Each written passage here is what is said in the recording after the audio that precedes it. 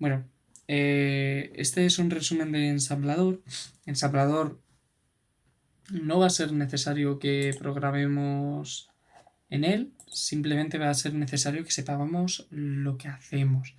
Eh, el formato de ensamblador, pues tiene primero una etiqueta, en la línea de código tiene una etiqueta. Si no escribimos esta etiqueta, hay que poner una tabulación o un espacio, para que así no haya confusión, ¿vale? Por el ensamblador. Luego sigue del opcode, en el caso de que queramos sumar dos registros, etcétera, pues sería, por ejemplo, la operación add, y le sigue con un espacio el primer operando y el segundo operando o los operandos que hicieran falta. En el caso de querer añadir comentarios, pues al final de la línea pongo un punto y coma y escribo pues el comentario que quiera escribir, ¿vale? Antes de nada, es importante saber cómo funciona el registro APSR, que ya lo explicábamos anteriormente en otros vídeos, que básicamente es un registro de los tres de estado en el cual se guardan, pues, por así decirlo, flags de la anterior instrucción. ¿Qué son flags de la anterior instrucción? Pues lo que quiere decir es el estado del resultado de la instrucción anterior. Es decir, por ejemplo, el caso que ponía en otros resúmenes, el bit 30 de este registro solamente tiene un 1 si el resultado de la instrucción anterior dio 0 o no. Y luego hay otras flags como que dio números negativos, que dos números fueron iguales, bueno, distintas cosas. El caso es que ¿para qué nos interesa ¿para qué nos interesa saber cómo funciona el APSR? Pues bien, porque va a tener cierta relevancia en ciertas operaciones. Por ejemplo, como ya dije antes, la operación suma es ADD, ¿vale? Pero si yo lo dejo como tal, solamente se me realiza la operación. Pero imaginemos que solamente quiero sumar cuando el resultado anterior dio cero, por ejemplo. Pues ahí tendría que poner a ADD un sufijo, ¿vale? Tendría que poner el sufijo Z, ¿vale? Pero aquí en este caso he puesto el ADDEQ, que básicamente hará la suma solo y cuando el bit de estado correspondiente al bit EQ valga 1. ¿Qué quiere decir el bit EQ? Cuando dos números eran iguales entre sí, pues ese bit se puso a 1. Tipos de sufijo, pues tenemos dos. El S, que el S sirve para actualizar los bits del APSR obligatoriamente tras la operación. ¿Esto para qué es útil? Pues por ejemplo para instrucciones que veremos en un futuro, que no actualizan el registro de estado y por tanto le tendremos que obligar a que se actualicen, ¿vale? Otros tipos de sufijos pues son los que decía EQ, NE, LT, GT, que quiere decir si se ha realizado, por ejemplo, en el caso del GT, se ha realizado una operación en la que un número era mayor que otro, por ejemplo.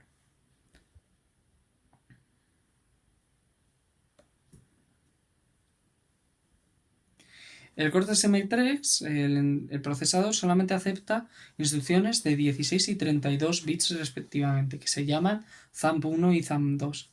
Eh, Estas instrucciones pues, pueden ser desde carga y lectura hasta procesamiento de datos, etc.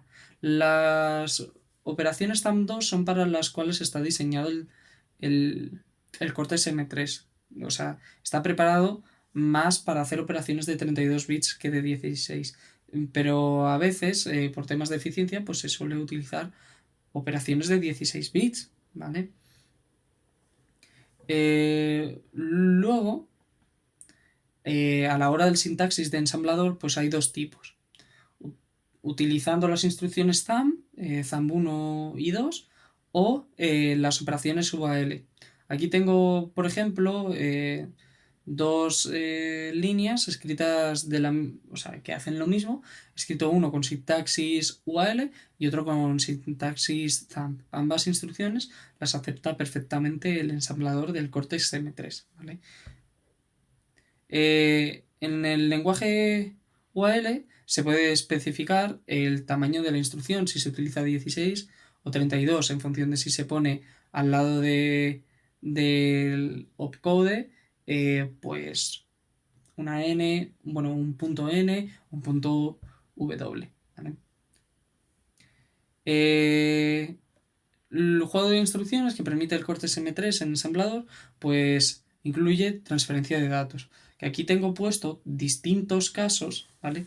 Que no voy a entrar en detalle porque creo que están bien explicados, pero, pero bueno, que hay que saber lo que hace cada función, lo que hace la mob, el sintaxis de mob o el sintaxis de LDR, STR, que hace cada uno, ¿vale? Es importante. Luego tenemos otras operaciones de pues, transferencia de datos que las tengo aquí y también están situadas, ¿vale? Simplemente habría que leerlo y ya está. Luego tenemos instrucciones de procesamiento de datos, que es básicamente cómo se modifican los datos que tenemos, en las cuales tenemos, por ejemplo, instrucciones aritmétricas. Aquí he puesto las tablas en las cuales se ponen instrucciones de UAL, ¿vale? Las primeras instrucciones que aparecen aquí en esta tabla son en formato UAL, ¿vale? Y el resto son instrucciones thumb. Lo que pasa es que aquí es un thumb entre dos registros y aquí es un thumb de un registro con un número que pues bueno, se cumple tanto para instrucciones aritmétricas, lógicas, depende de lo que queramos, instrucciones de desplazamiento y rotación. Y algo que quería explicar es que qué es rotar, básicamente. Yo si tengo el número el número 11110, ¿vale? Si no utilizo acarreo, ¿vale? Pues lo que va a hacer, si yo lo roto un bit hacia la derecha, es que este 0 pasa a la izquierda, 0, y luego este 1 a la derecha, este tal, pam, pam, pam. Y en definitiva me queda el número 0, 1, 0, 1, 1, 1. Y eso es rotar 1 hacia la derecha. En Cortex M3 solamente te permite hacer rotaciones a la derecha, porque al fin y al cabo te da igual rotar hacia la izquierda que hacia la derecha. Es como lo mismo. Y al parecer no hay ningún tipo de acarreo que yo sepa, ¿vale?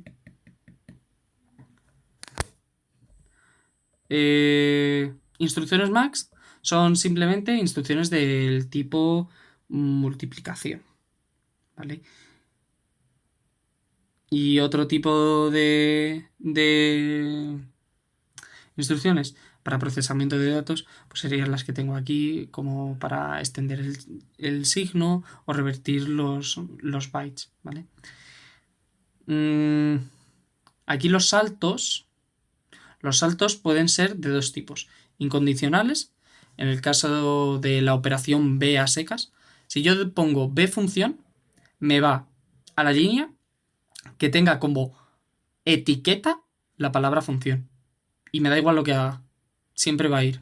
De ninguna manera. Si yo pongo BR1, va a la dirección especificada. Bueno, R1 puede tener un valor. Pues eso lo va a tomar como una dirección. Entonces va a ir la siguiente línea a ejecutar a la dirección que ponga en R1. BL función sirve solamente a la hora de llamar partes de función, ¿vale? ¿Por qué? ¿Por qué esto es útil? Porque cuando yo pongo BL función me va a ir a la línea función, se va a ejecutar función y al final de la función yo puedo poner un BXLR. ¿Por qué puedo poner BXLR? Porque cuando yo pongo BL función, la ejecución del programa va a ir hacia la línea de código que tenga la etiqueta función, pero es que a la vez me guardo la dirección de retorno en el registro LR. Y si yo pongo BXLR, yo puedo retornar, tras haber ejecutado mi función, eh, pues eso, volver al punto de partida, lo que hacíamos. Y BLXR1 pues hace lo mismo, pero con un registro y actualizando el LR. Aquí en saltos condicionales, pues era lo que ponía en el caso, por ejemplo, de la suma, ATQ, pero bueno, hay otros registros como BZ, BC, BV, BN, que son los que tengo aquí puestos. Luego aquí tengo incluso más, ¿vale? Y aquí tengo otras funciones importantes que nos pueden llegar a servir a la hora de hacer programas para actualizar los flags y ya está. Pues nada. Estos son ejemplos de cómo formar funciones, ¿vale? Y...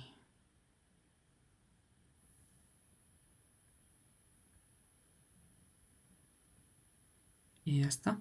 A ver, bueno, esta función, la ITEEGT, básicamente va a comprobar si R0 es mayor que R1. Se actualiza la flag y a partir de la flag pues se ve qué, qué acciones ejecutar a partir del sufijo, etc.